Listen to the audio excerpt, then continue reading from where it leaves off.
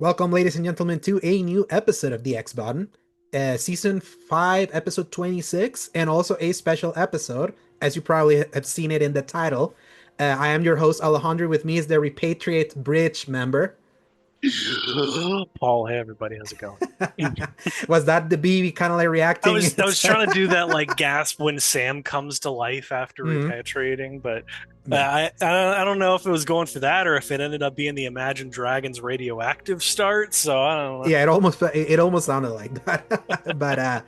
But yeah, like welcome back, Paul, like to like second week in a row. Like usually doesn't happen, but because we both finished the game and the title of this video, we were like, we gotta talk about it. We can't wait. Let's just get it out now. At least Let's it's fresh now. yeah. While it still remains fresh, I beat it this Monday. You beat it Saturday, and Technically. But yeah, I've yeah. still been enjoying the post game. I thought that I Mhm. would drop off after finishing all of the monorails and roads, and here I am still grabbing like I got 20 minutes. I can run a couple deliveries real Mhm. quick, and that's how it Yeah, is. I say it's the ultimate cozy game, and it's just so cozy, just delivering things, building things, helping others.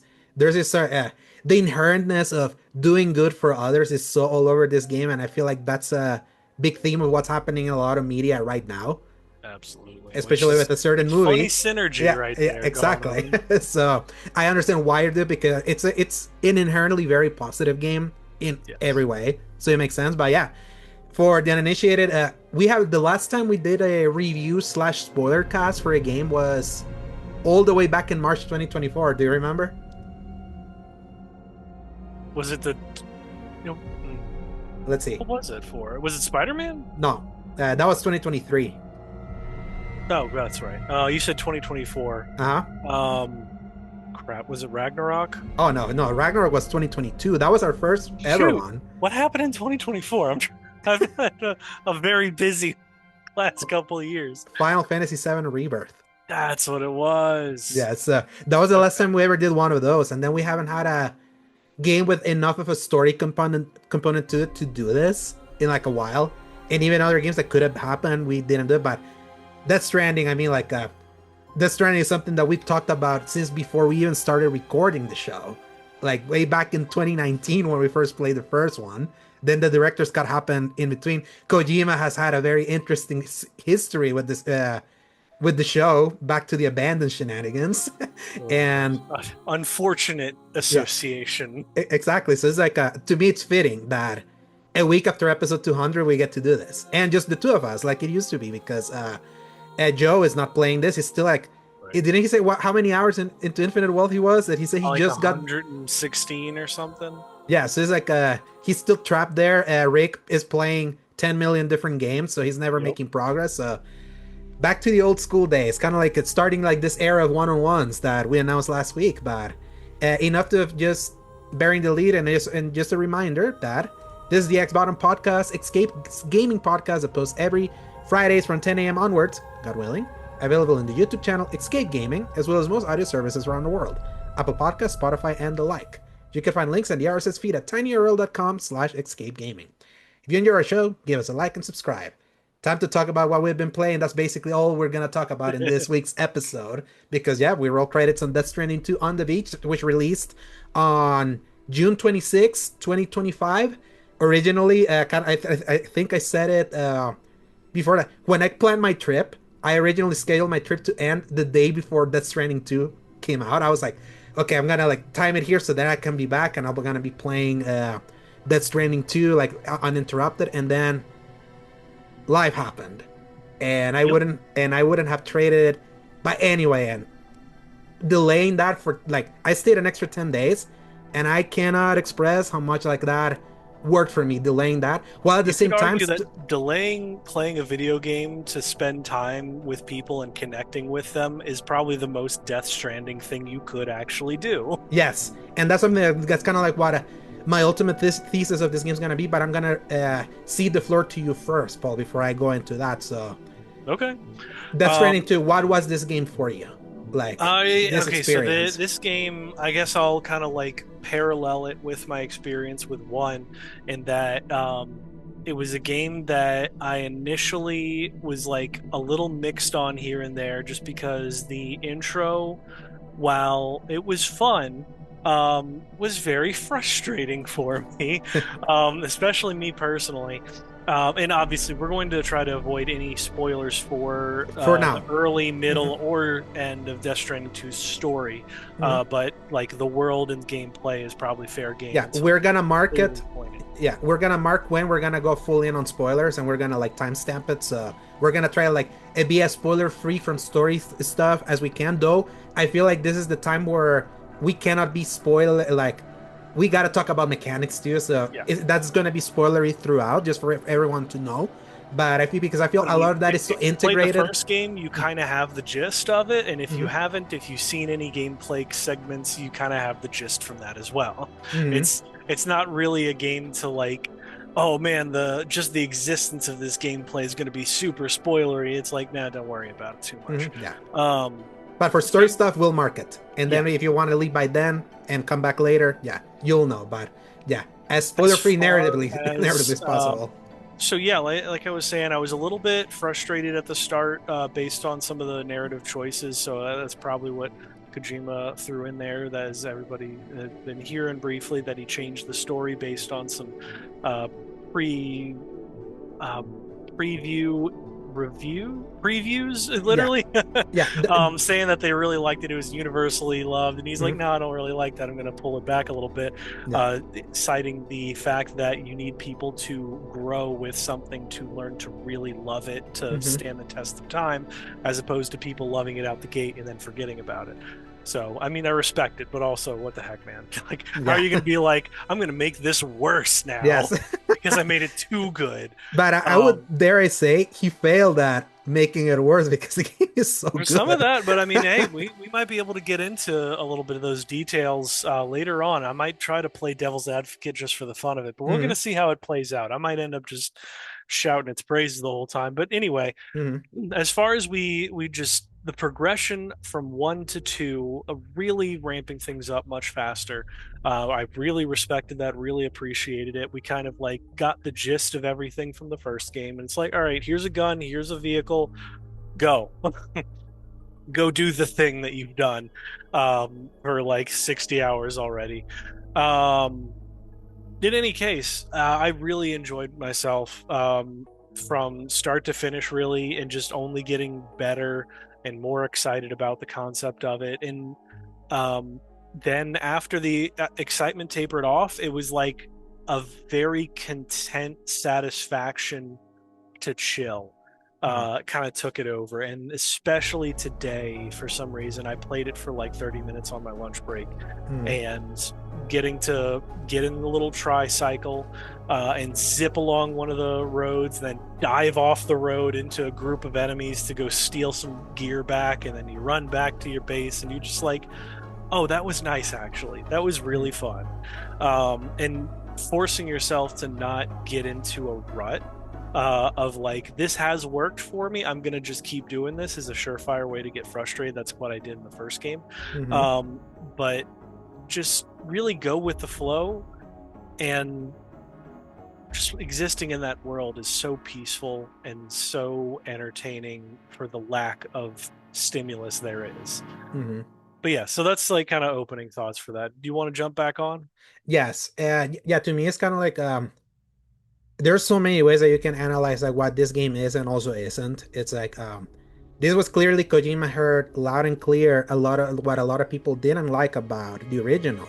And he was like, how can I make that less frictiony? How can I make that easier for people to grasp without trying to fully sacrifice the essence of what this game really is? And I would say that having finished it now, it's interesting how he was able to make the experience both better and slightly worse than the original game in specific ways because like it is much better mechanically, it is much better systems wise. It's there's so much depth in this game that is insane. The amount of like gameplay depth that is in every single element of this game that you can find ways that to interact with this world with the tools at your disposal that you didn't even know was possible, and it only took kind of like a certain logic to make sure that it happened. And that was always something that was funny seeing the videos of what people were were able to come up with everything that's given to you, which there's a lot in this here, from like Uh, transportation elements and all of that.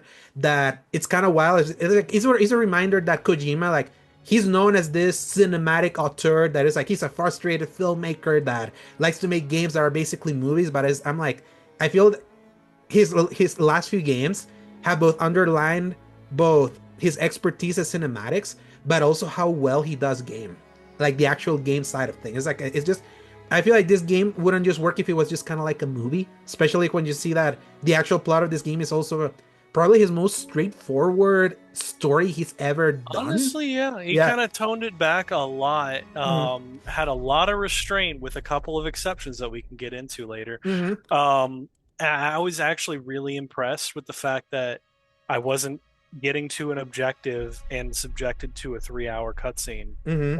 That's exaggeration, but like Hmm. about an hour is sometimes what happens to him, especially if it's a very juicy piece of information. Hmm. And fortunately, he loves to give you a lot of moments in the middle of a cutscene to kind of jump off if you like, if especially if you're replaying a game. Hmm. I remember this part of it. Skip, and it Hmm. only skips that one monologue, and then you Yes. can kind of keep going, and you're like, "Oh, thank God." Yes. Um, I've done that many times for some of the Metal Gear Solid cutscenes, I've, but I do that in replays a lot. I oh yeah. understand. But especially for this one, it's like he kind of took the lessons he learned from Metal Gear Solid 5, where everybody was saying, "Oh, we don't want all of these long cutscenes." So he said, "All right, fine. All of it is going to be in audio Hmm. logs, and that's it." I think that this is a much better balance between the two. There's a Hmm. few like I know what you're imagine all of the really weird short cutscenes that he had in this game.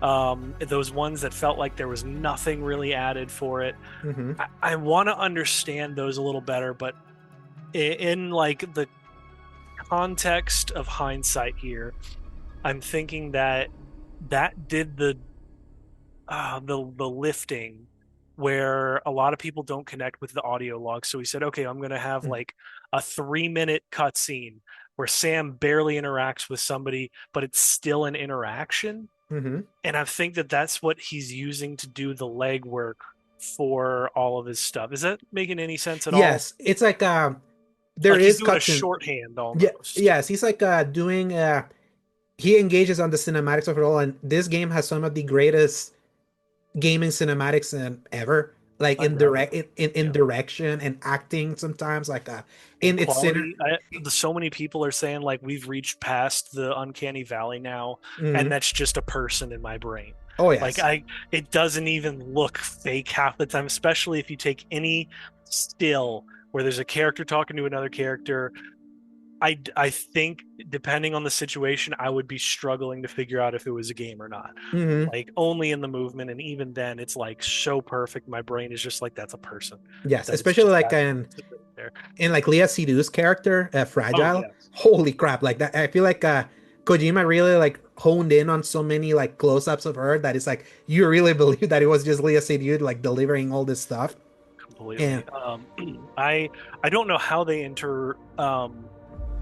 interpolated the little like scarf hands hmm. so well into all of her character interactions and moments where she's just kind of sitting there and this the sleeve thing has the hand resting her chin on it, or Hmm. whenever she has a cigarette in her hand and it's the fake hand holding it. I just want to imagine there's somebody like over her shoulders in like the previs information doing Hmm. all of the interactions. Oh yes. um, but yeah, I don't know how they do it, but it's all so smooth and so well Yeah. done. And kind of like to circle back and like still delivering on those cutscenes, but they don't overstay their welcome. And I never thought that the cutscenes were overstaying their welcome. In fact, even sometimes I felt they were too short, especially what some of those For cutscenes most were. of them, absolutely. There Yeah. was, I think, exactly one that I really was just like, get me out of here, please. I don't Mhm. want to be here any longer. And I know that's the one that you're thinking of right now when I said that. I think, Um, but you'll have to remind me but because it's a much later game mhm. thing that you were like, this is insane. Oh yeah, I know Um, it. Yeah, Yes, I and know I which was one. just like, all right, do we really need to still be here, guys? But that, Mhm. with that exception, I would say almost every single one, I was like, I could have done this for like another like 5, 10 minutes here, guys. Like we could have a little more interaction with these characters, especially with the theme of the game being so much of we are going to connect this crew together. They are tight knit, they are interwoven, especially by the end of the game where Mm-hmm. they are very clearly emotionally very close to each other, especially some of them having connections off screen, Mm-hmm. which if in some cases would make sense because it's a lot of these characters with each other. Mm-hmm. Love that. It's like if you took all of the Normandy situation. I don't know why I keep comparing things to the To Mass Mass Effect right Effect. now, but like it's like whenever you have all that time to go find people on the ship and chat with them and talk to them about their interests, there's none of that in here, which is a very conscious effort. But Mm-hmm. also, I almost wish that we could have let's go to this room. Let's Mm-hmm. talk tomorrow. Let's Yeah. go have a conversation with Rainey. Mm-hmm. It's like anything more to like initiate that, I feel, instead of people talking at me, Yeah. would have been, I think, a great inclusion. Yeah. If this game was Um, a Western RPG, I could see that. oh, Especially like giving you kind of like freedom to be at a base and just kind of have conversations with people. I mean, we talked Rebirth, like their last spoiler, a big thing that you do in that game is finding out your teammates to build kind of like those social links by having conversations with them when the that's game probably a allows you great to. example, actually, since we talked about it, Mm-hmm. because I don't feel like those overstay their welcome at all. Mm-hmm. Yeah. Even In leading Rebirth, to no. a Yeah. couple of Mm-hmm. like side quests, man, wouldn't it be amazing if you could just have like one or two things where a character was like, hey, let's go check this thing out, and like Mm-hmm. you walked with them, Yeah. or even if you just threw them on your back like you always tend to do, just to Mm-hmm. any excuse to have a little bit more interaction with Mm-hmm. somebody else.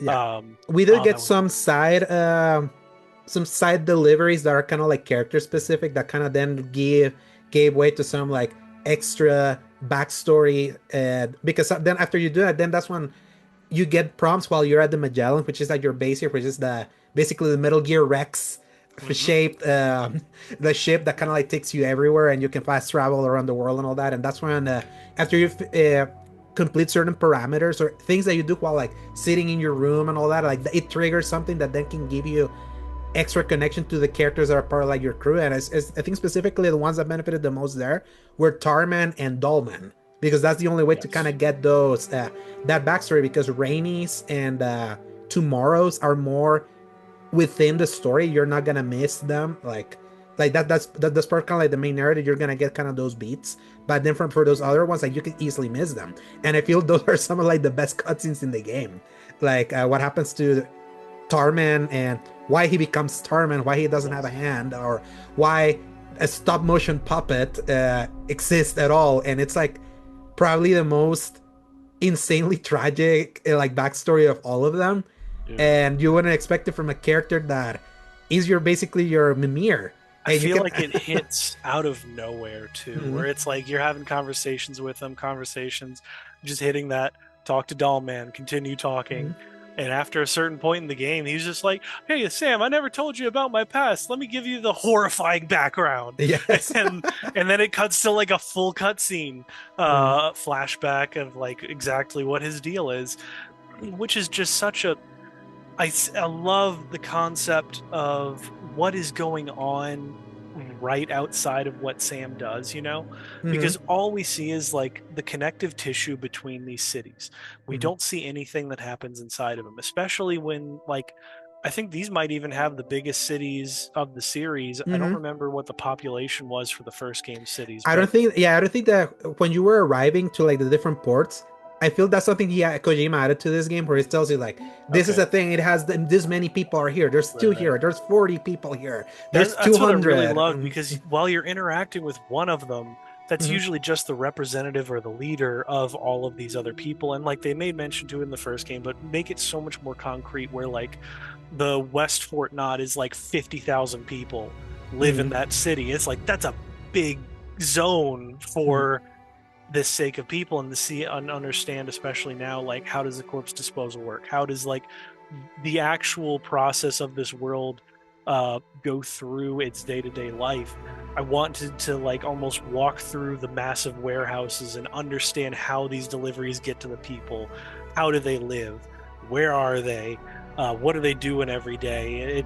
I don't know. It's probably just dumb stuff, but it's a testament to how good the world building is that I want to understand every Mhm. piece of how this world Yeah. actually functions. Yeah, and it also in a very, gonna sound strange why I say it, like in a very Kingdom Hearts way.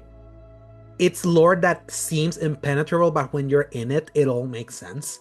Yeah. It Yeah. somehow all makes sense because from looking from the outside, you would think it's like it's just absolute like an absolute parade of weirdness and nonsense. Yeah. But when you're really in it, I think it's like it's so impressive how like two just goes with it. Like all the world building happened in one. Hmm. Too explicit in its world building in the first game, like to try to really make sure that everyone got what he was trying to go for, and that could have sometimes feel so overbearing in the first game, and in this one because everything has just been established, and the fact that you have a log in the corpus, which is basically the active time Yeah. battle or the active lore Active time book, lore. the active time lore of Final Fantasy 16, and how much I love games I love narrative games that are implementing this because it's the X-ray IMDb thing that you see in Amazon. It's something that's so cool to not get too caught up in like what does this mean or what is Makes this, it and have so much easier. something that you can access immediately to kind of get a refresher that you kind of get it and just you just kind of go. And I got to see how that worked when I was playing this with my uncle watching. My uncle, who's from the military, like he's like so straightforward and all of that. Like it was interesting showing him this game, and me being able to like explain stuff easy to him because I was using the corpus as reference when they were talking about Haas and Kaz and why does he have a fetus with him and why is this like interdimensional like half man that splits his face out like when it was the first in the first boss fight that you fight like Oh while you're gosh, yeah. in Mexico. I got to show him all that, and that helped a lot of it be like okay, at least having these things to be able to kind of like explain what the Death Stranding is, which obviously that was explained in the first game, but there's so much thrown at you that I wouldn't blame you if you don't if you forgot like what the Death Stranding actually is, which in this one I feel like it has been the concept of it has been cleaned up more. It's like that was the cataclysmic event. That was the apocalypse basically that opened an interdimensional portal to the realm of the dead, and that's why you see kind of like all this like BTS and all of that. And but it's horror but it's more sci-fi. Also, it's kind of like that's kind of like what's funny. Is like it has a supernatural tinge to it, but it's like all grounded in like weird sci-fi at the same time that it never feels like one to the other. And I feel the second game like more cleanly conveyed that, and it was easier to kind of like explain. And obviously, for some people, are still gonna be too out there, but if you're just kind of in it, you're kind of gonna get it and just vibe and just understand like what this game's trying to do, and you just kind of go and just take the story for what it is. Which at the end of the day, it's a pretty straightforward story for like what actually happens. And I would say because I think you said that you kind of wanted to compare this one to the first game in some respects, and I would say that the more I've thought about it, I feel like initially I was like Death Stranding 2 is a superior game in every way possible to the first game, and I feel I can say that just from the sheer fun of it all. But I feel there are certain elements where the first game kind of comes out slightly superior in some ways. It's uh really in it's in its quietest moments. I think that's where the first game sings. And I think there mhm, was like a consensus that a lot of people talked about where it's like two improved on everything that one did, and by doing that actually made it worse in a couple of ways than it's kind one. of like what I referenced. Like And you think about the opener of one starting with, I believe it starts with the corpse disposal, doesn't it? yes, yeah. Um, and then after that, like your very first thing is across this barren Icelandic hmm plain, and that's it. And it's a huge deal when you go across one river, hmm and that's it. But it's yeah. like you physically couldn't go back to that and people not get frustrated that you're just doing the hmm same thing again. So it's like it's a catch 22. There's no right answer to this anyway. hmm But I can see how it was like, wow, we also just started and we already have the car. hmm Okay. Because I think I don't know if he directly said it anywhere, but it's like the world of Death Stranding comes alive when you walk it on foot. hmm um, which I think you might even still mess yourself up if you have like a boost skeleton on. And hmm like you're just moving so fast in those situations that you're just not really acknowledging or noticing all of the tiny little details hmm of any of those or kind situations. of like where the brilliance of the first game was that it was like if you're all about just trying to get to your destination and getting these deliveries as fast as possible, you're kind of missing the forest for the trees.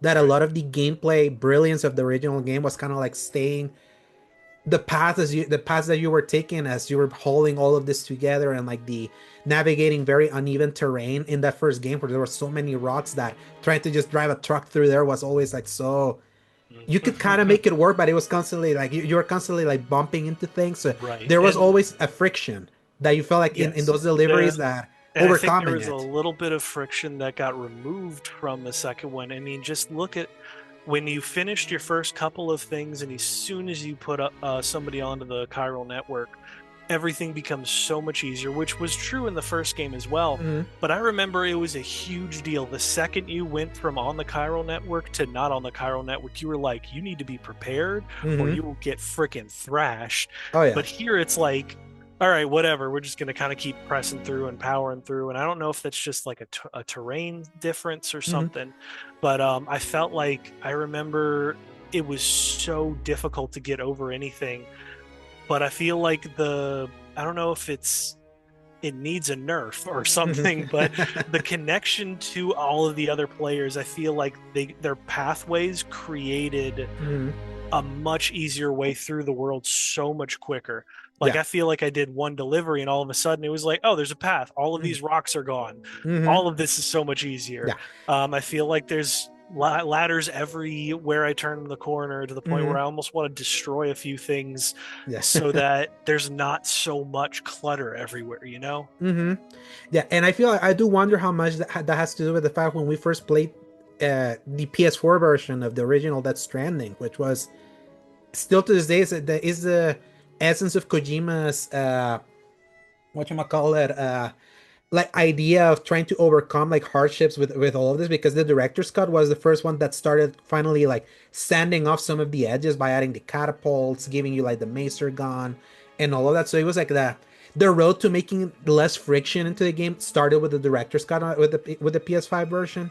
But when we back played it in 2019, it was like I don't know how many people really understood how to like set up all the systems at first. So that's kind of why that Not was at all, a right? little sparser. And then 6 years later, I feel people like understand the concept of Death Stranding and kind of like the communal activity of getting everything in, that people just honed in so fast, and then everything was just kind of set up there I guess for. I could see that where just everybody learned to, okay, I need to put this in the shared locker. I Hmm. need to donate this. I need to leave this out for somebody else to find because I swear you were finding so many vehicles in two as Hmm. opposed to one. I mean, you could sneeze and you would find some created vehicle or Hmm. hoverboard or whatever it was just lying around. Hmm. Even in situations where I've like, all right, I physically cannot take this vehicle with me. I'm going to leave it here. Um, it just seems like I don't know if they incentivized it well enough or people just understood the assignment this time. Yeah, I feel like that goes to how much better this game is at menus, because the first game was menu after menu after menu after I will. menu. That radial menu has Hmm. saved my life, even though sometimes I instinctively uh, will press like the options button and go left on to the cargo D-pad manage. and hit. I do it faster than uh, just doing the radial I know. menu, Yeah. just out of sheer habit. But Hmm. man, I do appreciate that it automatically pulls up to the cargo menu whenever you do that by chance. But Hmm. more to the point, just being able to take certain things off, like remove all unusable items. Hmm. So helpful. Take off all of the like delivery specific items. Hmm. Take off your backpack. Yes. Oh my goodness, what a concept that I didn't even think of as an improvement, but completely changes this entire game. Hmm. Yeah, Um, especially for the stealth sections, because now oh, there's like now we there haven't it. even touched on the combat and stealth yet, but that is exactly a Mhm. great segue for it. Go ahead. Yeah, because it's like it is very obvious. Like if there's something that I really appreciate about this game, in good and bad ways, it's just basically like it feels like Kojima fully, I wouldn't say resigning, but it's more like, which is funny based on what's been happening with my life. It's kind of like accepting who he is, Mhm. what made him, like what was his quirk, what do people love him for? Metal Gear.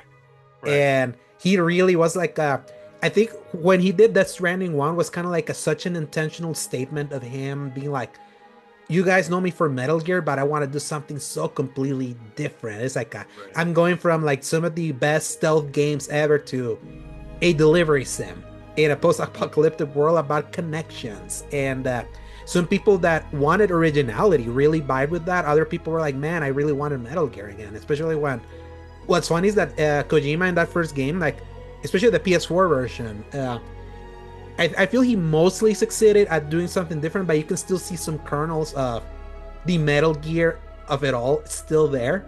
That it was kind of like, oh man, it's like you can still see it, like the way you're kind of sneaking around the some of the mule bases and things like that. Yeah, Some shoot, just the way the Higgs's characters held their guns mm-hmm. and the clear Yoji Shinkawa inspiration for their armor. It was just Mm-hmm. like, oh, that's so Metal Gear. I wish I could have that. Exactly. So it was like a, and I feel like this time him because of him making a sequel that he definitely wanted to be better than the first game based on the negative feedback of that original one. I feel like now we kind of said it's like the thing that made me so giddy starting this game was like, oh my god, it's the sequel to MGS5. Hmm. Like it really feels like that. Like yes, maybe you can crawl. It's like the one thing that's missing that from like this, but then everything else around it is like he pulled off another MGS5 style sandbox in its combat, handling a gun, shooting a gun, fighting around, moving around. Is that it's so straight out of MGS5. On top of like using the creativity of like the Death Stranding kind of like situation of like now you can use your own cargo to throw it at them and block and things like that. It's so fun to do. It's like it's just a so much more fun game to play. And then you remember what Death Stranding was, and then I'm like, was it worth going more full on Metal Gear with the sequel? That automatically that just makes it more appealing based on look at the high reviews that it got, like the just universal praise that the second game got. And I'm like, did this take too much away from where the special sauce of the Death Stranding idea was? Because to be fair, at its core, it's still there. Like it's still a delivery game, no matter what. It's just more like it's just a more involved, more buried version of that.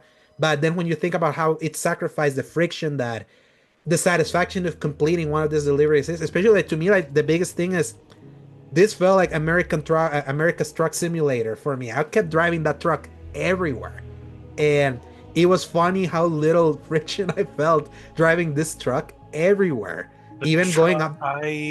I love the mechanics that they've changed for it because it feels so much more like almost like a monster truck where it's Mhm. like very clearly able to navigate all of those bouncing situations. The suspension rattles around a little bit more. The wheels don't spin out nearly as bad, especially when you unlock a certain ability, Mhm. or not ability, but improvement for your truck. Which I do feel there's very clear favoritism towards the truck this time around Oh yeah. because that's what gets all of the attachments and all the upgrades. I don't think I've seen a single thing besides the armor Mhm. and like the little things on either side of your reverse trike, um, or the tricycle. Now it's not a reverse trike anymore. I Yeah. want that motorcycle back in this game. Yeah. I I would want it say so bad. I would say that eventually I fell in love with the tricycle. Like I kind of got it, like especially when you got some of the upgrades for the wheels and how like how the wheels start get like spiky to kind of like better navigate the terrain. I was like, Now oh, that was the truck, but does the the tricycle have tricycle also have them too. Like I them? saw them in one of the ones that I what you call it Oh, like you that found is, one? yeah, I found one, and Okay. then when I was like going up the snow, I saw that the wheels changed. I was like, oh, you can Oh, do that too they'll so here. they do that by default Hmm. in snow and water And tar too. and tar, yes, Hmm. because they kind of turn into like a propeller. But there's a specific upgrade for the truck that has these tiny gold spikes that'll actually stop it from spinning when it goes up heavy terrain, essentially. And I was hoping that we'd get a little bit more improvements for the tricycle to like kind of counteract that, or literally any customization for the hoverboard. But I think that there was just clear favoritism towards the truck Yeah. because when that's like the path of least resistance, it protects your gear from every kind of damage. It's I mean, the fact that you can hook it up with like 6 batteries, or you do the anti-gravity thing, and then you take no damage from Mm-hmm. falling at all, really. And I was getting so much more dangerous with like, all right, you know what? I'm gonna try to like style my way down this hill with the truck. Woo! And Yes. then sure enough, it like you hit the jump button first, so the little gold flakes are everywhere, and then you're just kind of bouncing down, and there's no damage to your gear. And I was so happy for that. My goodness. I still have to unlock the stabilizer that was in the Mm-hmm. director's cut. Yeah. There's apparently the one that like completely negates your fall damage, so you could just throw yourself off of things. But man, is it a pain to find the ones that actually go to this guy, because he's the one that is like at the top of the mountain right in the Yes. center. Yeah. The Lone And Commander, I think that's what it's called. no, no, no, that's the guy that gives you the silence tranquilizer rifles. Mm-hmm. This guy is in the middle of like the big Mount. mountain, Oh, the okay. like eastern environmental something.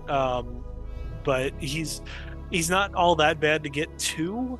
It's more just the fact that like you can't put the Magellan anywhere close in that like actual main area. Um, it's got to be in like a valley Mm-hmm. nearby. Yeah. So hopefully that. Anyway, it's just that's one thing that is a bit of a pain in the butt. But I'm glad that there's so many like little customization options and features that they added within that, as well as just like here's your Mm-hmm. skeleton, here's your boots, and whatever. Yeah. It's just more like I feel like the using now your tools to get to the destination is just a much more zen experience. Mm. Like it definitely does not feel as arduous. Even like some of the things that they added, like the avalanches, the earthquakes, and things like that. Even like them teasing the whole forest fires of it all, that even gives you the tar guns. I'm like, I never saw another fire again. Like There through the. was exactly one side thing that was like, hey, there's a brush fire here. Go find what's going on in there. And that was it. So I do think that there's actually kind of an underutilization of a lot of these Mm-hmm. Additions. natural disaster situations. Even the rivers kind of like stopped being a thing.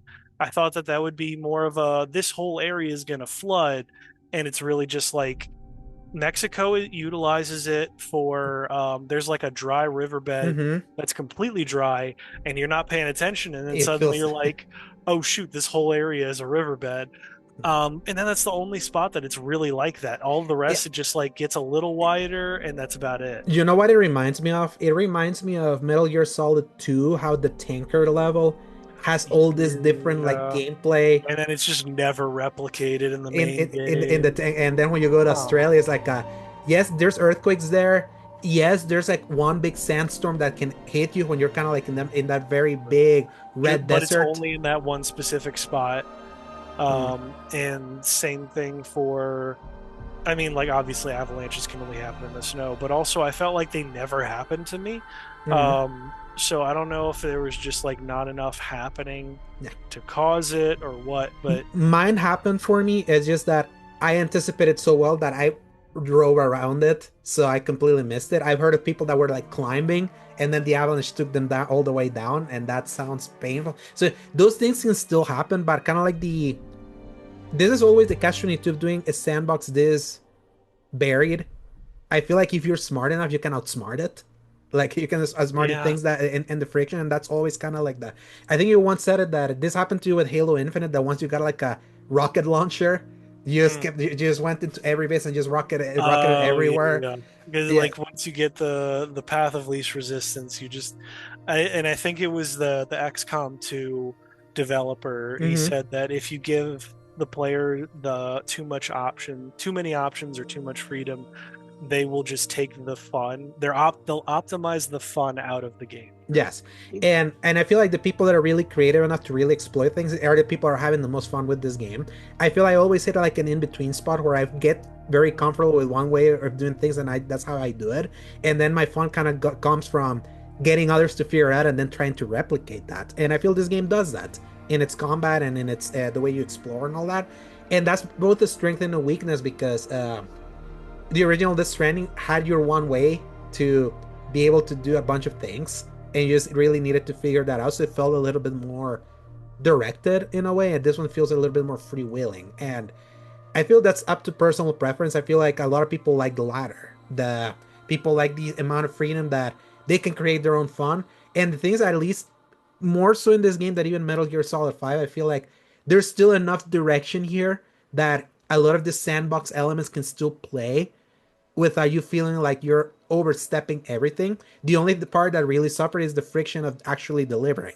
And that's where it being a truck simulator, like in the Australia area, was kind of like at its strongest. And I would say this was the most sand game I played in a while. Like just kind of like just the really sitting in my thoughts as I was just delivering things and connecting people. And I feel that's where this game really connected the most with me because like I said it earlier. It's like what's interesting about this game is kind of like how I see it in both ways. I see it as this game that improved in many ways from the original one. It became slightly worse in some ways because of sacrificing its identity.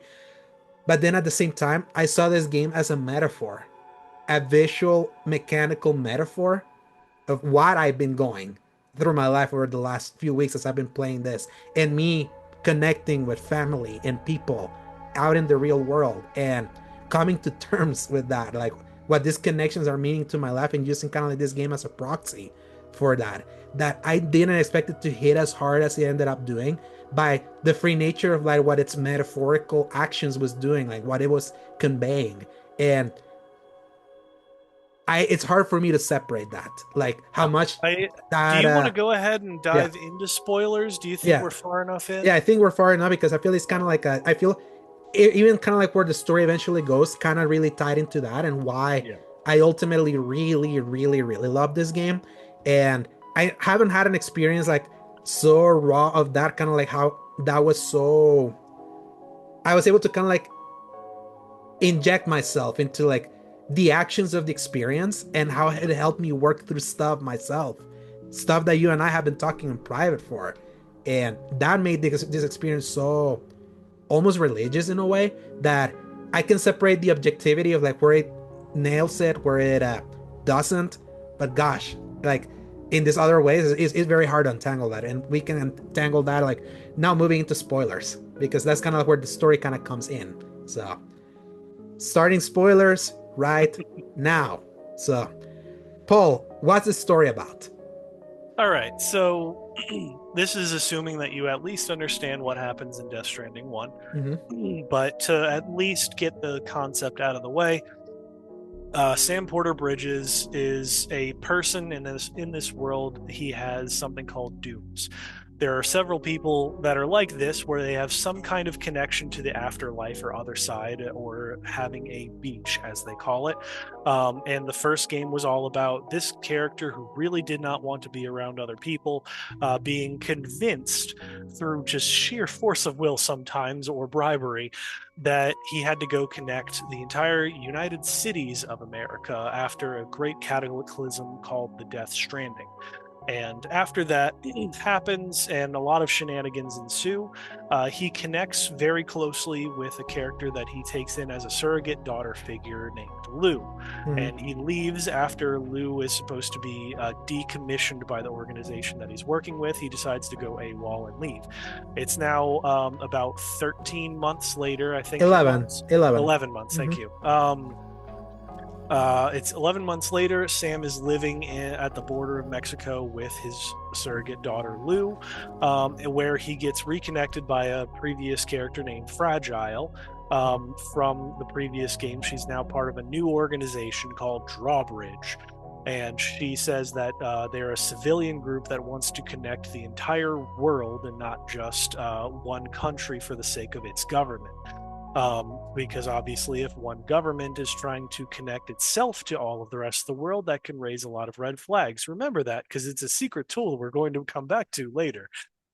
From there, Sam then reaches out to the entirety of Mexico to expand it as a tutorial zone. And then, after some shenanigans ensue involving the potential death and/or kidnapping of Lou, and the near mortal wounding of Fragile herself, Sam decides to gather up with this crew and go through what is called a plate gate that Mm-hmm. transports the entire group across the entire world to the country of Australia, where the very vast majority of our game takes place. To kind of skim over some of the details of it, the Mm-hmm. crew gathers up more members in a ship called the DHV Magellan, which is a deep tar hunting vessel, I believe. Mm-hmm. Um, and it is essentially is like a submarine through the tar that can find food and things from there, but Yeah. it gets repurposed essentially as their vehicle because it can just go into the tar and then reappear anywhere else like a fast travel mechanic. Sam then spends the entirety of the game connecting all of Australia, finding more about the who actually runs this shadowy organization called Drawbridge, getting more connected with all of the people around here, finding new friends, finding old friends from the first game, and ending with a big climactic battle as a certain member of the previous game comes back from the dead named Higgs. A massive battle ensues, and it ends with us sort of reconnecting all of the country, but also disconnecting us from a dangerous Metal Gear Solid 2 style AI control scheme run by the ghosts of the dead, Mm-hmm. and finding the real purpose and meaning of family in the process. Mm-hmm. So I feel like I kind of summed it up Yeah. without really giving everything away, but Exactly. Yes. And I think specifically the thing that you kind of like skimmed over was the fact that early on you think Lou died, or yes. it's implied heavily that the baby And got killed, and Sam believes this for the entirety of the game, and we as the player feel. I mean, I don't know about you, but I feel like it was very immediate. Like, no, Lou's not really dead. So it mm-hmm. kind of annoyed me when the game kept like, "Oh yeah, Lou's totally dead, guys. Lou's Mm-hmm. don't forget, Lou's definitely dead." And Yeah. it's like, come on, Yeah, are and y'all then serious right now? yeah, and then does this thing where the game feels like, because I think you said it before, it feels like kind of it took a step back on like that relationship in a way of kind of like how Mhm. Sam interacts. That it's like, oh, once again, he has like a baby in the jar like that he carries, even though the game makes it clear that it's kind of like an imagination. Even kind of like comments to be like some characters like, From the don't say start, anything. just flat out saying, yeah, it's empty, and then treating that as a huge reveal later on down the line. It was a very like, we know more than Sam does in this situation, which I feel like is a rarer storytelling tool nowadays, where we know more than the actual character that is our POV essentially. Mm-hmm. Where it used to be a great sense of dread and like, oh, this is going to be really bad when it hits, Mm-hmm. but I feel like it's just not done as much because I think it loses the audience sometimes because if the Mm-hmm. audience doesn't care, it's kind of assuming that you're going to care about the reactions somebody else, in this case a fictional character, is going to have for Mm-hmm. Yeah. something. So yeah, I see why they did it, but it was also a little bit frustrating, especially when all of the marketing material is like, it's you and Lou, Mm-hmm. and Lou is an infant, and imagine how much work that you're gonna be able to go through together. And like, I didn't expect Lou to like really be with us the whole time, Mm-hmm. but I thought at least it would be like, oh yeah, Fragile's gonna hang out with Lou on the ship or something, Mm-hmm. and Sam's gonna go off and do his thing. But Yeah. And to to me, I think what's interesting is that chuck another one to the list of another game dealing about grief. you. It's like, Um, I tell just you, throwing us right back into the deep end with this one. mm, yeah, literally, it's just a Oh, kind of like and I think what I find interesting is that narratively, because so much is backloaded and front loaded, and everything is just kind of like breadcrumb like halfway through. mm, The thread of grief is not representing is not represented in the story itself because of the different tangents the story kind of goes by introducing the different characters like Rainy, the eventual introduction of Tomorrow, which we're in spoiler territory now. It's like for the people that kind of saw the similarities of the baby's features and the hair color and all that, and see Elle Fanning's character, you can really know who is she's meant to like. Who eventually start she, to make a few connections yeah, there. you can start making a few connections with who she ends up being, and then like that reveal is obviously like left all the way until the end. That the grief part of things is not really conveyed because it's kind of like a, it's still like Sam just you know that he's like struggling because you see it more every time that he wakes up. From every day. It's like a I've been there. Kind of, you're the one who just don't want to wake up, and what gets you out of bed every morning. You kind of see it there, and then just like him processing like in his imagination what he's still carrying in that empty jar, until it finally kind of like hits it and be like, no, it's like you, we kind of It's got you certainly through a this. very like literal, oh, you're carrying your grief with you kind of a thing, and almost like handicapping yourself. Because I will say, very emphatically, after you finish the game, you no longer carry the pod with you at all. No variant of it is left on his chest. I feel really cleans up his design a little bit. I think it makes him feel a little less bulky in the chest as well. But it's almost a shame that you don't unlock being able to go prone after that point. But Oh yeah, I know. that's kind of a weird thing to like. You could now go prone because you don't have a child on your chest. But I think that's kind of like where this game like trying to examine and grief, like its own version of grief. I mean, we had grief. We talked about grief with Expedition 33, and how like that game was about like how people like lose themselves into art to kind of like cope with those kinds of things. And in this one, it's like your job getting lost in the mundane to kind of cope. And I feel like that's perfectly conveyed in the gameplay, in the story, because of the sparsity in halfway through. You don't really kind of like feel it until eventually like the resolution of everything kind of like justifies it, kind of like at the end with all the reveals that happen, especially with I certainly still don't have all of the answers that I would like for a couple of things, but I'm sure somebody is going to figure it out and give us a nice lore breakdown eventually. But yeah, just like what you're saying is like it really stretches out a few plot lines over the course of the entire game. But it also feels like a lot of time needs to pass for all of these characters to really connect with one another. I mean, you just see the way after Sam gets brutally tortured by Higgs. I mean, like, I love the balance of the affable but absolutely lethal antagonist, essentially. But I mean, from that whole situation where all of the girls gather around Sam as he gets put out and just holds him as tight as possible, it was just like, oh, that's so sweet. Oh my gosh, they're so sweet. And like, they clearly all care about each other so much, even though Sam's probably said maybe like 3 or 4 words to each of them in turn at this point. And there's and a lot of legwork being done on the back end there. If I have found really like analyzing that Stranding as kind of like Kojima's state of mind being put into like a single game. Obviously, like in Death Stranding 1, like he was definitely quote unquote grieving the loss of his baby, which was Metal Gear, like by kind of like because his final like note on that story went unfinished because of his falling out with Konami, and kind of like it in inherent design to kind of like try to live in a positive environment to kind of like deal with kind of like the stupor that can leave you in, and that's kind of like led to like what Death Stranding is. And you even feel it more like, obviously, like he puts a big statement with this game. It's like, should we have connected? Like that's kind of like the big thing that obviously, because you connect so many people in the first game, and then in this one it's putting that was that connection actually really worth it? Kind of initially like implying maybe it wasn't a good idea connecting, and then the game just kind of like turns itself around to just re-emphasize, no, you should have connected.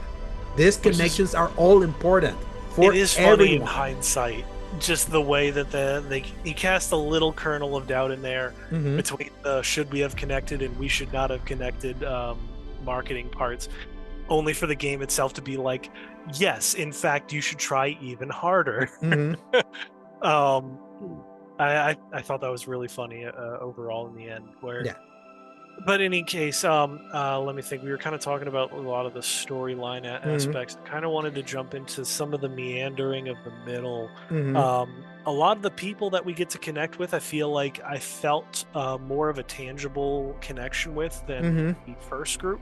Yes. Because it kind of felt like a checklist at times where it was like, hey, we need you to go to these relay stations X, Y, and Z before you can get to the next city. Hmm. And it was like, all right, it's Joe Blow, Joe Schmo, and Conan O'Brien. All right, Exactly. who Yeah. really great world building, everybody. Yeah. Um, and It was like it's so distracting in the first game because it felt like a parade of all the friends for the Kojima had that whether filmmakers or actors or just to be fair, important that's people. still very much the case in this game as well. Yes, It's just but seems there like is they just not a hide it a lot better. yes. It's more like a they're important people, but it's like it's just way more inside baseball that Yeah. you can recognize who these people are, and I Also, a feel lot more people have an actual name as mhm, opposed to like this prepper, the artist, the which like artist, some the of those exist. yes, pizza Certainly. guy. Yeah, Peter, that was it. And it was even Conan O'Brien's character doesn't even have a character. It's like the fan or the something. I don't remember what it was, but The fanboy, I don't, yeah, yeah, something it was like that. something like that. So a lot more of these people have actual names, so it's easier to get a lot more ingratiated into who this person actually is, even if most of them are just puns for Hmm. their actual job. Where it's like Mike Northcote is in charge of the North Distribution Center. Ooh, what a Hmm. amazing! And like I think Sutherland or something is in the South, and a lot of these other people have some kind of connection to their job with their name, but it's still more than what they got before. Um, and I feel like that, I don't know, for me, that connected a little bit better. And I feel like the people they chose Hmm. were more normal looking people that every Yeah, once in a while you're like, this guy looks so generic that he probably could be a real musician somewhere. And sure enough, he usually is, exactly. or something like that. Where, I mean, like even different directors of movies and the lady that's in charge of the West Knot City Hmm. is A French director, I think, something like yeah, that. she, So, she did some kind of horror series where she was the main character. But like it anyway, was like the Haunting of Hill House, I that's it. think. Yes. She was a large character in that. And then like the directors of RRR on Netflix and Mhm. The the creator of Ghost in the Shell that you yep, the revealed. creator of Ghost in the Shell. Mike Flanagan is in it, and then of course the churches and a Mhm. lot of the other people are main characters in there as well. But I just feel like it's all a lot better lined up. Like there's more of a character written behind that. It's not just, hey, I'm this guy.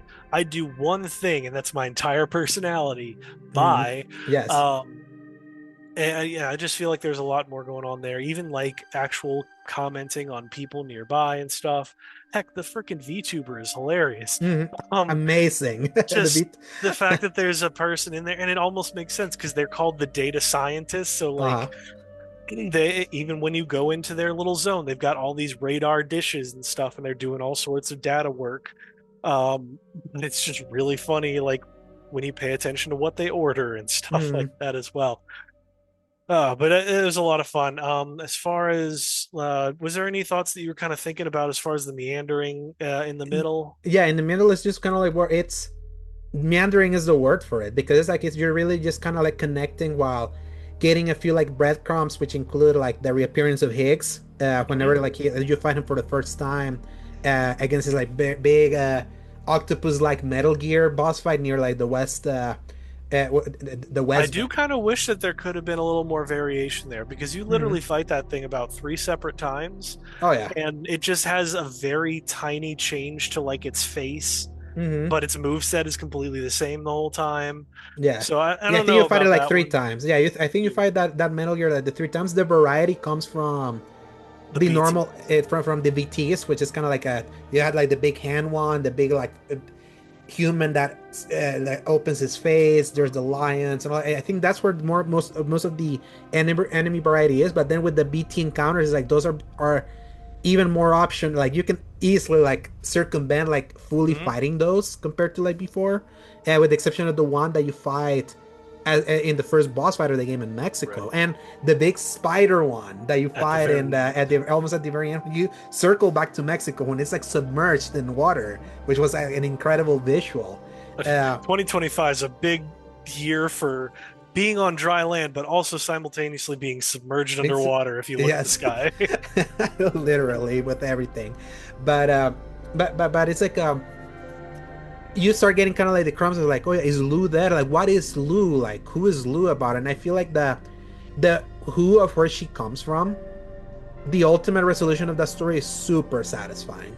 Even though you can kind of start like piecing together, okay, why suddenly are we repeating the cliff scenario of the first game, where it's like he's connecting the thing into the BB thing, and then you're seeing it from the perspective of Neil, who is the new character that got introduced in the South by Southwest trailer, which ironically, like the big reveal cutscene of him talking with the I guy don't know that, why they started with that because it completely ruins any mystery of yes, what's going on, especially the one where he was like, "We're going to showcase a little cutscene right here," and it's like you said, it's just when he meets it's Lucy, the literally his backstory is is yeah, after so much extra stuff in in the game itself. uh, It's treated like we have no idea what the deal is. uh, I'm actually a little mad at Kojima for just spoiling that for everybody as a reveal. yeah, because it's like, oh, how late? Because to me, like, what was shocking was like, I kept playing, I was like, I looked at my arc count, and I was like, holy crap, like I haven't seen the Summer Game Fest clip that he showed, like at that showcase, the one where he visits Lucy.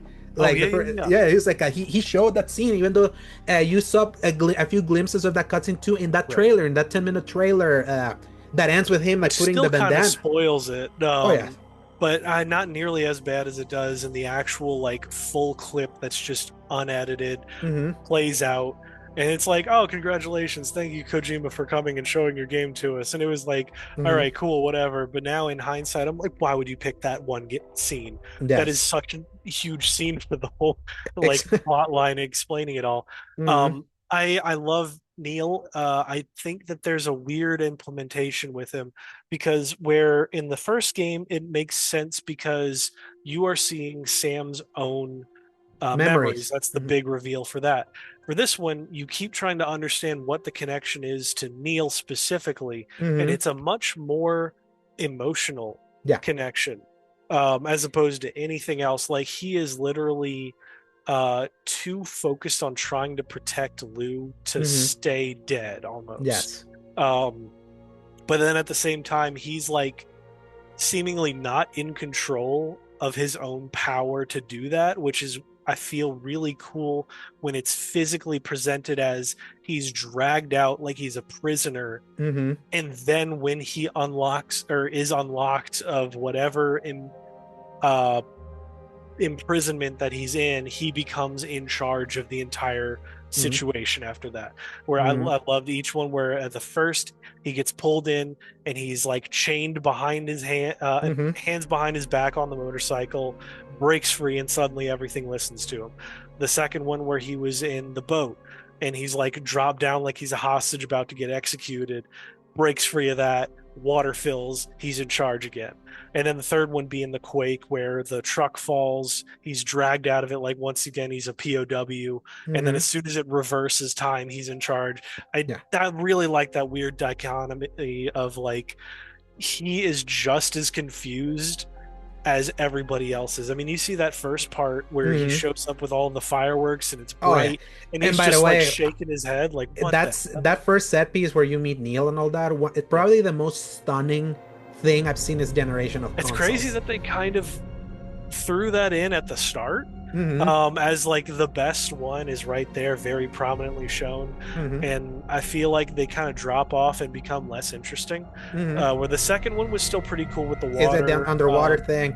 The the third one fact was the least the least interesting. very much I get like what they're trying to do with like certain things are on the ceiling and that's part of the thing, but when you can't really interact with that in the slightest, there's not really any point.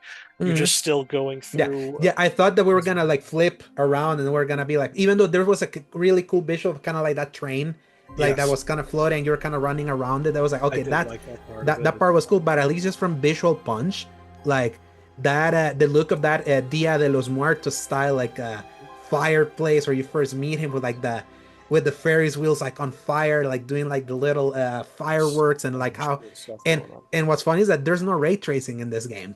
Like specifically, Yeah. there's no. It is So like I want to understand how they did those puddles then. like it Like goes to show very, ray tracing is such a gimmick. Like this it game's one of the really is. best performing games I've ever played. Like for a game that looks this good and runs as well on a base console. I played the first half of my on the base PS5 and then finished on the Pro, and it's like it's such a immaculately like polished game that seeing that kind of like level of detail without having to resort into a lot of the buzzwords that we hear about this generation. It's like, is it really worth like all this ray tracing and blah blah blah, I mean, like, what and was it? killing resolution and like image quality People are over trying to it? say the same thing about the recently released Donkey Kong Bonanza. It's like Mm-hmm. we're not utilizing the greatest power that the Switch 2 has. What is it like? I watched the Digital Foundry Uh-huh. video on it, which he was like overall like fantastic performance, really smooth. It only drops a couple of spots, and Mm-hmm. then he kind of went into this brief tirade about like, man, after all this talk about how good the Switch 2 is capable of, we're not even using like the VRR and the Uh-huh. ray tracing and any of that. I was like, why do we need any of it? Exactly. What is the point for that? Yeah, people Um, get too caught up on like buzzwords. I feel that, but then like if you work around buzzwords and then just deliver on the things, like Kojima just like literally schooled a lot of devs with like games so insanely polished at this high level of frame rate and also right. working smart because obviously yes he was able to achieve all of that but not doing a super dense city aka Cyberpunk 2077 with all these like different things and working smartly like the enemies that he used don't even have like facial Hmm. features to them because they're like robots and all that because again he embraces the art style and embraces kind of like the design ethos of his art designer and Joji Shinkawa that gives the game its identity that is so striking uh, and you see it a lot in all of these different set pieces which is like in the set piece spectacle this game was like so stunning in places and it was there in those fire Ferris wheel of that first Neil section, and it was clearly there, like in the climactic scene, like when you go back to the beach to pursue Hicks, when you kind of like learn who he takes, which he takes tomorrow, which obviously we learn tomorrow is Lou, a grown-up Lou, and how eventually that story kind of reveals of how she was able to grow up to like the big thing at the beginning. I feel like conceptually it's so out there, but I feel kind of like it makes sense, and it actually really hit. When it was revealed, Paul, that Lou is actually his daughter, how that hit you? All right, so it's going to sound really stupid, but I Uh, was a little underwhelmed by it, yeah. just because it was such a like telegraphed shot from the very beginning, where it was like, "Oh, we lost Lou. Oh my gosh, it's terrible," and then it's like, "Hey, here's also this random person we found in the realm of the dead, Mm-hmm. and also where Lou ended up kind of looked like the realm of the dead with the same stones." Mm-hmm. And it's like, "Oh, you mean to tell me that there's this one random lady that actually has a full body in?" The realm of the dead where everybody else looks like the weird like Mm-hmm. shadowy people and Mm-hmm. she has blonde hair. Who would have I wonder who that is. Mm-hmm. And it was just kind of like that funny thing you see in animation where it's like, oh gee, I wonder which characters in this classroom are the main characters, and it's like Mm-hmm. everybody has like black or brown hair and three people have like red, orange, and purple. It's like, Mm-hmm. I wonder what's gonna happen here. Yeah. um Yeah. My thing was that for the entire game, I thought she was Neil's father, like she was Neil's daughter. It's I because. thought there might have been something, and I almost would have wished that that had happened instead, because the whole point of it being like a surrogate father figure, Mm-hmm. is like it's a very conscious choice to be that person.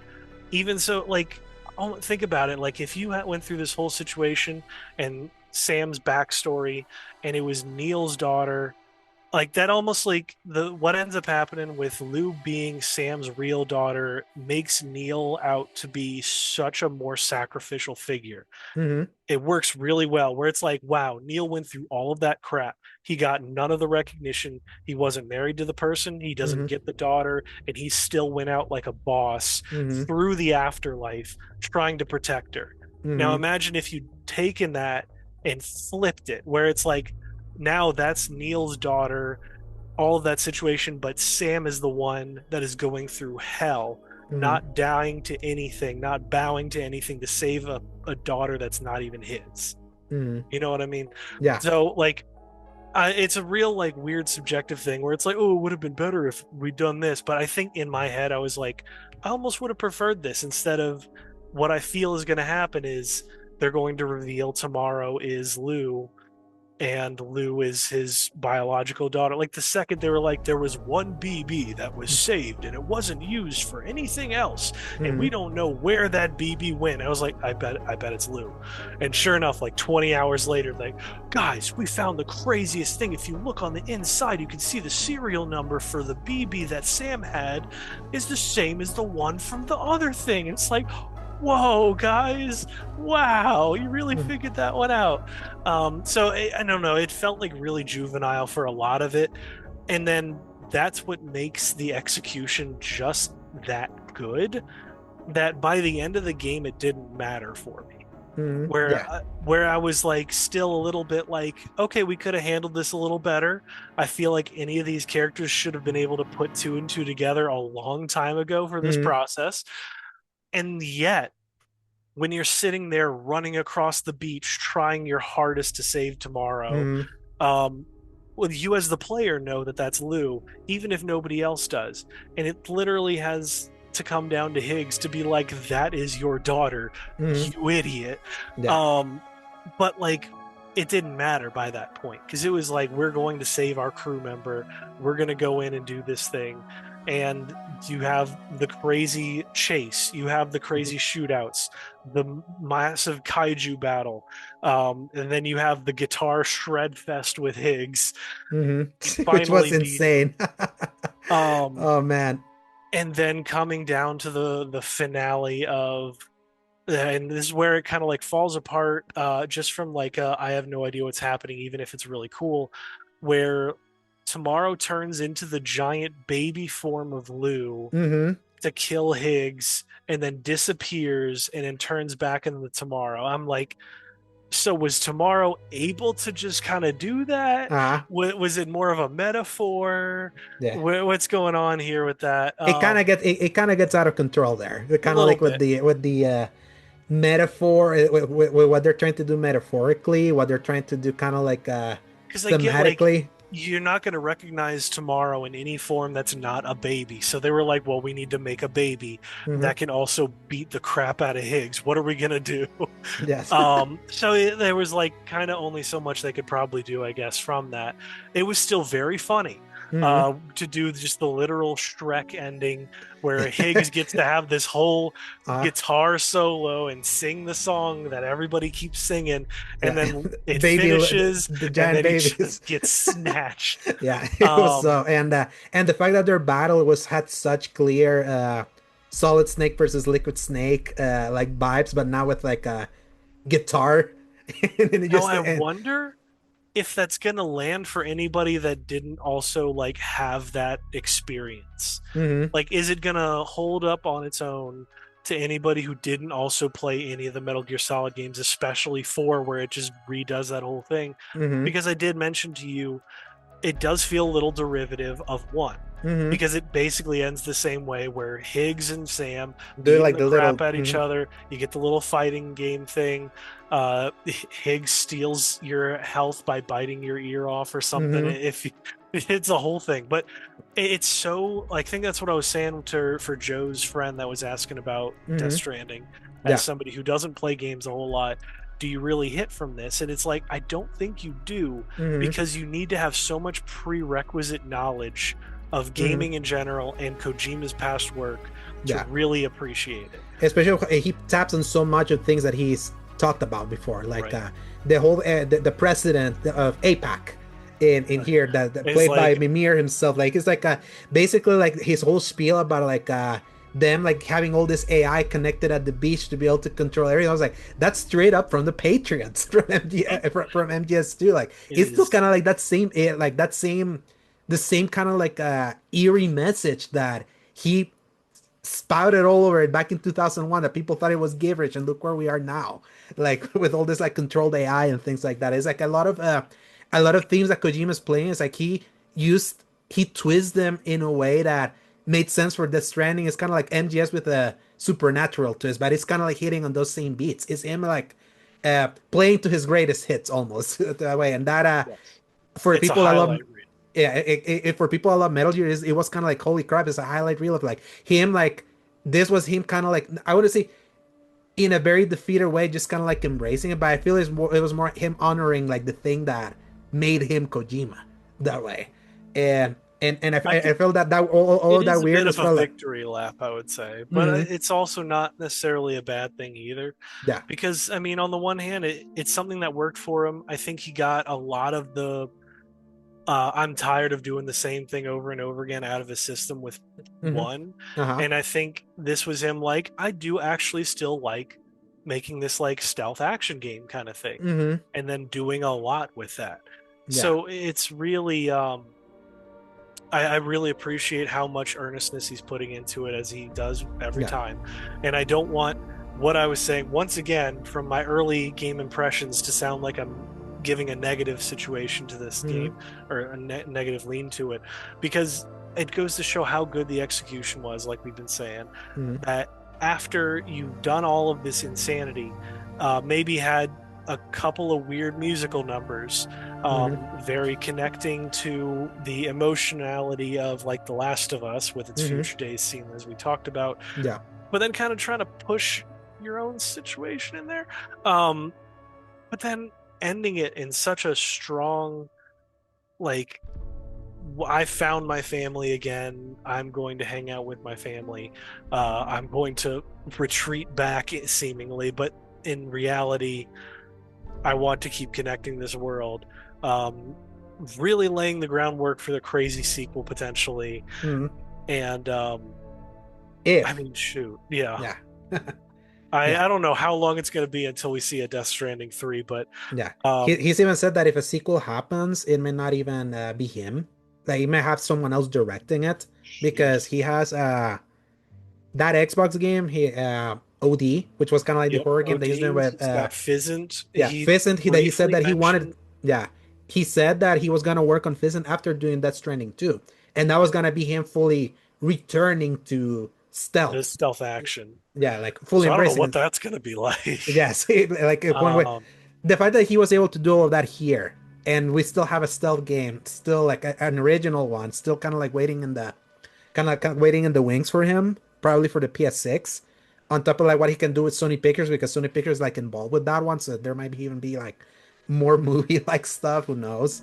well, But he even talked about potentially if he could find the time between mm, it. Somebody had like offered him the ability to make a movie, and he was like, "That might be kind of fun, but I don't know." mm, So he's got so much stuff on the horizon for him. oh yeah, Um, Gosh, I don't know how he finds time. I want to interview his family one day, but I oh feel yes, like, oh yeah. gosh. But it's like I mean, like he's 61 years old.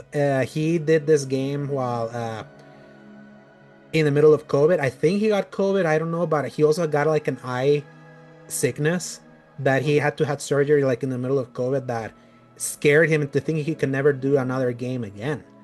He got out of that, but kind of that put him in that kind of like state of mind where he now thinks of his mortality more and kind of like the importance of leaving it all and the connection and all that. I think that's kind of like where the heart of the story kind of came from. And I kind of asked you why how the two like Lou being the actual daughter of Sam kind of hit you, because to me it hit me the opposite way. I feel like I became even more invested with that idea that it wasn't just a fatherly love that of a surrogate that pushed him, but he realized the importance of like the connection to being like with your true family. And based on what we talked about, I will say, as far as mhm, my own journey to becoming a father, as well, just to kind of touch on the same emotions that you're drawing from here. It hits very hard. It was very difficult to go through, especially the opening hours. But even now, it's like to fast forward, and I think I only recoiled a little bit because it's the same thing that comics do very often. I mean, just look at John Kent to Superman, where it's like, oh, we had a son finally after all these years. We're also going to fast forward time, so he's already an adult. Mm-hmm. Don't worry about it. But also, that's still being your child hits me in a very specific way. I have to like be fully honest, Mm-hmm. because I look at Lou and I see my own son. I look at all of the interactions, every single one of those first parts of the opening minutes of Lou is pushing stuff, falling asleep, um, just randomly somewhere, uh, being wild, babbling and stuff. It is he got the mannerisms of a baby down so well that it was really freaking my brain out. Oh yeah. And even to the like the few times Lou would cry in my game, it was like I need to soothe Lou so much Immediately. more Mm-hmm. than I normally would have to in my brain. To the point where you're like really careful with everything that you do. And while some of that was kind of lessened because you know that Lou is not, in fact, in the pod this time, Mm-hmm. it still kind of tricks your brain every once in a while. Oh And yeah.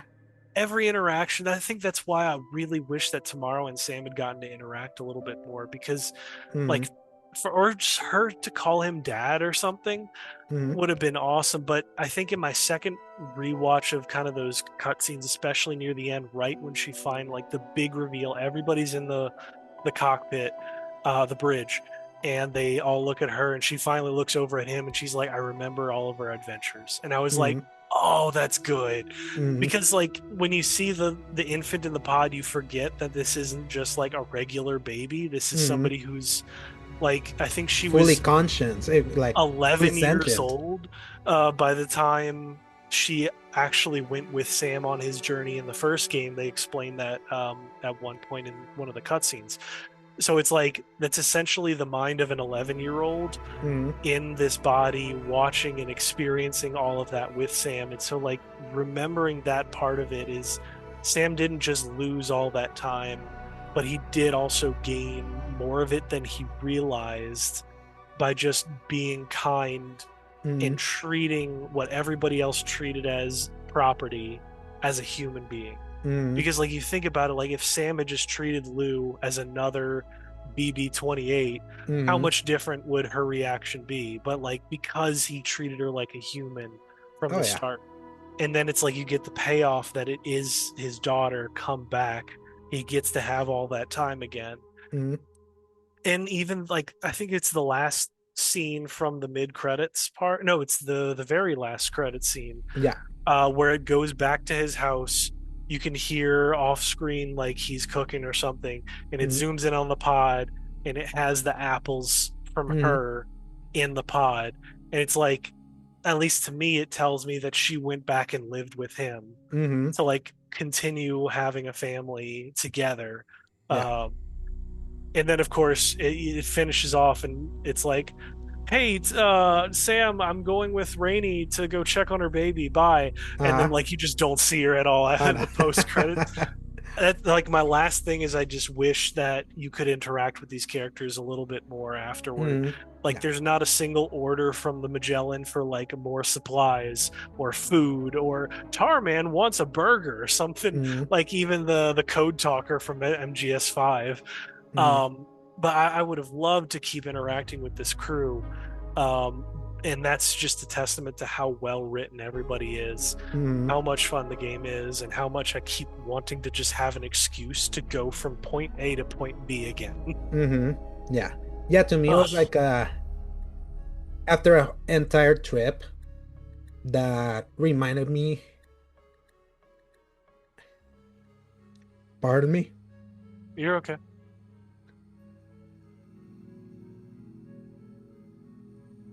the importance of connecting with family. This hit like a giant truck. That's what the extension of my trip was about. And getting to reckon with that while playing this. Like, holy crap. And you were gonna not play it all that much after you got No, back. You were not no, feeling it. no, I wasn't. That's kind of like what's so funny because it was like as I was reckoning with what those connections were for me, Yeah. and I kept playing this, like as I kept connecting in the meandering times before everything kind of was like revealed, that seeing where the story kind of ended and be like and emphasizing the importance of connecting with others, the importance of just connection in general, to not be alone. Like I've been alone for a while. Like I became numb to connection. The pandemic didn't help. Like my living situation didn't help. And this trip that started at SGF and helped me connect with family, some that I never even met. That when I met, they felt like a reflection of me. Like it's insane then playing this kind of game where as I kept delivering and connecting, I uh I felt like I was piecing myself together. Like it shattered where I was, and I Just as much slow. as you're literally piecing together the country. Yes, literally. It's like finally like piecing myself together in a way that could make me feel whole again, and re-emphasize kind of like what matters to me the most. And that's where the ending of this game just hit.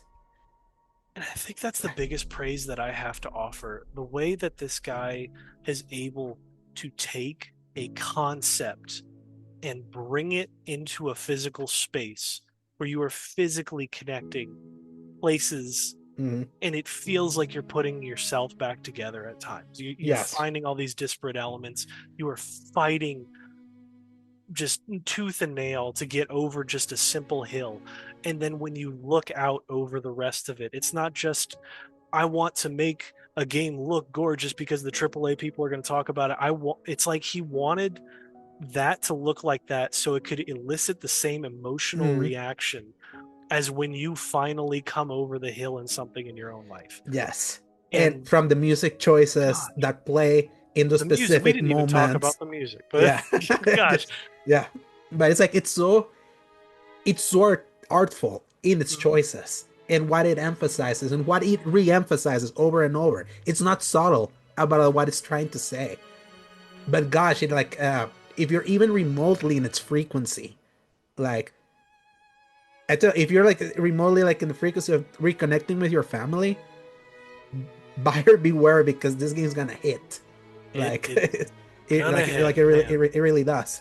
And and to me, it was like when I was finishing like that morning on Monday when I was kind of like texting you as I was kind of like going through all the reveals of kind of like the Neil story and revealing kind of like why like what his purpose in the story was like Lucy is like role in that story, like what it meant for Sam, and like what the ultimate goal of all of this, even amidst the insanity of you fighting Troy Baker in a guitar in a guitar solo battle, like well, It's there's kind almost of like like, he has to like throw in some extra super weird details to mm-hmm, throw you off from how like heartfelt of a gut punch it can be at times. mm-hmm, It's like, oh man, this thing is getting a little too heavy. yeah, Guitar battle. yes. Giant and, baby. and I feel this is kind of like where if The Last of Us is it's about letting you wallow in the mystery to deliver the gut punch and like it's and the feel. I feel like this is like both the Stranding games are kind of like use humanity or kind of like the hope for the goodness of humanity to kind of like deliver on this message. It's like this is a very pro positive message for everyone. It's like this is why it's important for you to connect with friends, with Mhm. people everywhere. Don't be alone. Like like seeing those scenes of like Sam be like I'm alone and Fragile in her final moments because you realize like you learn that she died and she's just Yeah. kind of like being like a half dead person like trying to like deliver on the thing and like when they kiss and embrace and they kind of go into like the beach together with and the body surrounding them and all that is like it emphasizes like don't be alone, you're not alone. And it's And the fact that like you couldn't even do any of this in the game without every single person being there truly wanting mm, the best for you. And like you should try your absolute best in this life to find anybody who's anywhere close to Mm, as ride or die as all of these characters. exactly. And that's why like even with annoyances, even kind of like I wish that the story wasn't as backloaded as it was, especially like in Yes, that kind of middle absolutely. section and all of that is like even that meandering even has a point In because the end, it like really does. it really does because like we meander in life so often and it's so funny how much like this strange little game from this weird Japanese developer is like it's so metaphorically symbolic about like the struggles of daily life, like the mood swings of daily life, and what really matters in daily life. It's almost a cry for help from him. It feels like love, of kind of like what he wants humanity to really embrace and be, and I feel like he's been doing these cries for help for like 20 years or something, and I mm, hope that he never loses his optimism. oh yeah, I used to be like such a ray of best, optimism at mm, all times, and I felt like I lost it for so long. oh yeah, And I was kind of like that point of like, if somebody like me can lose his optimism, then who is left? But then it made mm, me realize it's just a constant effort because there are people that are like this out there. mm, There are people that are watching that Superman movie for the first yes, time and it is changing something in their soul. And mm, it really reminds me how important it is to keep striving mm, to find that positivity. And if you can't find it, make it yourself wherever you are. yeah, and it kind of like you said the synergy of getting this game and then getting Superman, this Superman we got like Eating back to great. like like like back to back because it's like uh the world's a pessimist one. Like things are not good, and like it it's so is. very easy to wallow in despair over everything, whether it's personal, religious, politically, everything. But it takes a choice to be positive, and I saw that in the ultimate message of this game. I saw it in Superman.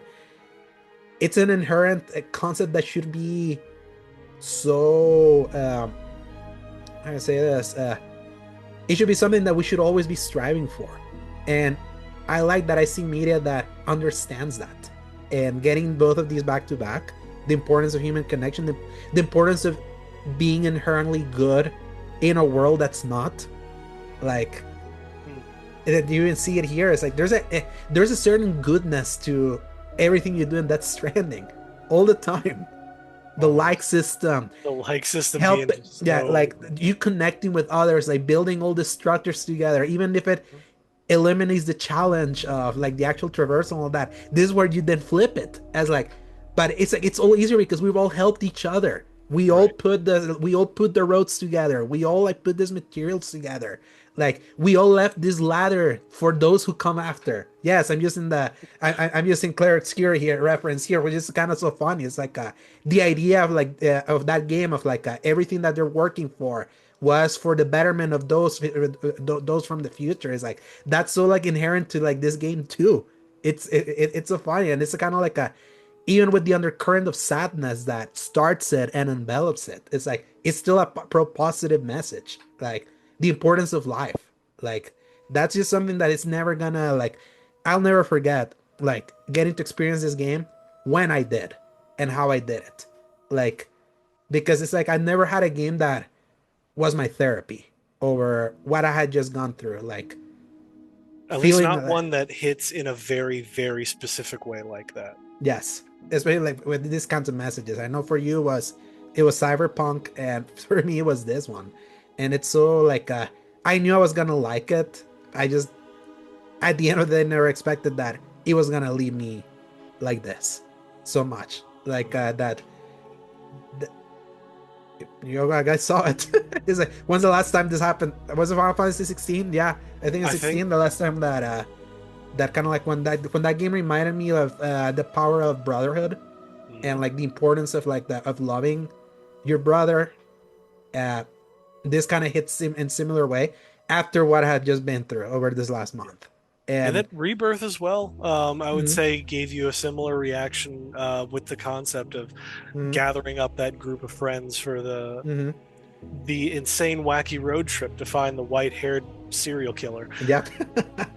Yeah. Um, but But that yeah, one it's was a little bit less on the details and more of hmm the concept behind it. And this one, I think, has finally married both, where it hmm is very, very intentional. specific, as Hmm almost somebody used time travel to find out what you were going to be going through, made this game, and then hmm had it come out right as you were going through it. Yeah. And then, similarly for me, I think I had more wanted this to revolve around the infant because hmm Lou was only about 2 months younger than my son is right now. hmm And so I was hoping for like maybe a closer connection to that infancy side. hmm However, I can see both how difficult that would be, almost Yes. impossible, Oh yeah. and then also how good this is the way it wraps everything up in such a way for just about every character, while hmm somehow also having a really good sequel hook that really Oh makes yes. more of this world. hmm But my goodness, what a way to knock it out of the park twice in a row with this guy. Yeah, and even more now that people are on his side with this game. Yeah. That's kind of because the other one was that divisive. Let's not forget. Remember Oh, I those remember it well. conversations with Sebastian that we're having, especially over like that first game, and him being Yeah. like, "Oh yeah, it's like Kojima doesn't have it. Look how it was received that first game. Why does he keep like emphasizing?" It's like, do you miss how much that game, like the appreciation for that game, like evolved past reviews and people understanding it and the context of how people like got what he was going for when then an actual real catastrophe hit us and separated all of us, and him being once again ahead of the curve with that and understanding that like he just has an eye for these things at specific timing, and with this one is like the themes are still really strong even though the hardships are not in this one, and that's kind of like where I see it. It was like would I have wanted to have felt the same sense of accomplishment the first game in its arduousness gave me? Yes. Would I have liked Australia to kind of have the vibes of the Icelandic America of the first game? Kind of, because that was just a specific wet, very moody mood for that Yeah. game that just hits different. Would I trade it also for the immense fun of the improved combat, the chill vibe of working together with everyone for this in this Australian continent, the themes of this game that just re-emphasized the a connection to family and the importance of connections to friends and not being alone that this game just 100% underlines. Like I wouldn't trade that for the world either. It's like I feel both games are special in their own way, and in this one's gonna remain special for me, like forever. It's like it feels almost like a monument to me of kind of like a representation of a before and after for me personally, because it's like I never went on that trip when I went to SGF expecting where I ended up at the end of all of that. I tell you, and it's been a very therapeutic, very cathartic, very tragic, very like hopeful, very reconstructive time for me. Let's put it that way. And you can, if you probably see me in video, you know how in some ways. I'm not gonna like And it's whatever. all just in time for next month for our trust in the government to once again be destroyed by Metal Gear Solid 3. Yes. Oh man, yeah. But that one at least we know what that is. That's the kind of the beauty of getting Metal Gear 3 like that. Is like a that's Kojima's before this. I think that's still Kojima's best game. Obviously, that remake's not been made by him. I'm hoping that the spirit of that story, as they've said, that they kept the same BOs, the same like cinematography, even the same options that you can use for like legacy modes and things like that. That remains true, and at least the power of that story from all the way back in 2004 still kind of can resonate for new audiences that never knew. But then at the same time, it's like what a year to get where Kojima's at right now, and then flash back to where he was some 20 years ago, and kind of like compare and contrast like the ways his both his storytelling and his mindset has changed, like like in the time since. Good time to be a gamer, and It's a wonderful time to be a gamer. Definitely not a absolutely, good time to work in the games industry, but we're gonna hoping I we know. can fix that. We're gonna keep working on that. And I will say like getting to like play review Expedition 33 and getting this back to back was that's too much grief in my life right now to kind of work to kind of work through that. I'm like I'm happy for Donkey Kong. right now to just Amen. to just kind of like be happy. But this wonderful, wonderful video game, that's Stranding 2, that even with its issues, not a perfect game, but I would Certainly not, but I think I would take what it is over just about many. anything else, Oh yes, regardless. yeah. This is to me, this is the PlayStation 5's like coup de grace, like Yeah. of an exclusive of like Coming together for power, mhm, story, experience. It's yeah. what an ex what a time we got to have. Oh yes, and it's like I never would have expected the sequel to Death Stranding to be that. I would have expected something else, but it's like Kojima came I'm through not when no really one sure else what I has. would have expected from a sequel to this, so Exactly. I'll take it. I Oh don't know yes. why he picked Australia of all things, but Hmm. Because he didn't want uh, to do America again. That's why. And he didn't want to do all of the mountains of Europe. yes, and that would have been more a more arduous thing. And Oh my maybe God. that's where the third game, if it happens, with that sequel beta of Tomorrow being now the porter, Yeah, uh, like that's a perfect way to both end because it's kind of like a full circle moment of like this started with Sam, it ends right. with Lou, um, but then at the same time it's like yeah, that would be a fun game to see. Like I know that I'd Kojima would play be it. like, I know Kojima would be very pleased to have so much of Elle Fanning next game, Oh my gosh, especially because we the didn't even mention the some of meme the, that I shared you. especially with the yeah, I mean, I may edit it, I don't know. But it's like yeah, like I'd be interested to see like what else he has to say. If anything, we know that when Kojima does a game, he has things to say, and he had Yeah, things to say about family here. He had things to say about connections. He re-emphasized his theme of the first game, basically, even though he questioned it. He re-emphasized themes from years past that are more relevant than ever. Like he's just like, I don't yes, know how he does it.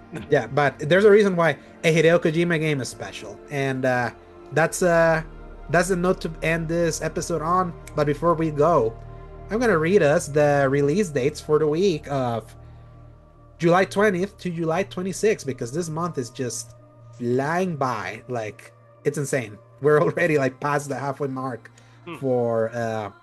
for July. So The King is Watching comes to PC on July 21st. Ludo comes to PlayStation 5, Xbox Series X and S, and PC on July 22nd. Monument Valley 3 comes to PlayStation 5, Xbox Series X and S, PlayStation 4, Xbox One, Switch on July 22nd. Undermine 2 Early Access comes to PC on July 22nd. Wildgate comes to PlayStation 5, Series X and S, PC on July 22nd. Doronko Wonko comes to Switch on July 23rd. Wheel World comes to PS5, Xbox Series X and S, PS4, Xbox One, and PC on July 23rd. WWE 2K25 comes to Switch 2 on July 23rd. Hotel Galactic comes to PC July 24th. Killing Floor 3 comes to PS5, Series X and S, PC on July 24th. Split, all with dots in between, comes to PC on July 24th. The Switch 2 version upgrade for Super Mario Party Jamboree comes out on July 24th. Wu Chang Fallen Feathers, the Souls like, comes to PS5, Series X and S, and PC on July 24th, and it's on Game Pass. Grounded 2, the early access, comes to Series X and S and PC on July 25th. You can assume that whenever it goes out to a full release, it's also gonna come to PS5 because Grounded 1 did. No Sleep for Konami date from AI, the Somnium Files comes to Switch 2, Switch, and PC on July 25th. And Wild Hearts S comes to Switch 2 on July 25th. I have zero interest on almost anything here right now on all that. Maybe, yeah, Yeah. maybe just Wuchang, but even then I'm like, it's another Souls like, it's another like Souls like with My soul's heart needs rest. healing. Yes, I need rest and relaxation from Souls stuff right now. Like I'm still reeling over the non-Souls like, but the Souls like, but not really, but kinda of Blades of Fire. That game traumatized me, and I'm like, I don't want that kind of game right now. So I may just keep just playing that Stranding, like trying to maybe see if I platinum it. Who knows? But I mean, we got Donkey Kong now, It's a so lot easier to get to 4 stars for sure. mhm. Some of them are pretty easy to get even their 5 stars. I've actually gotten a few, and I don't think I got 5 stars with hardly anybody in the first game. So Yeah, it was more arduous.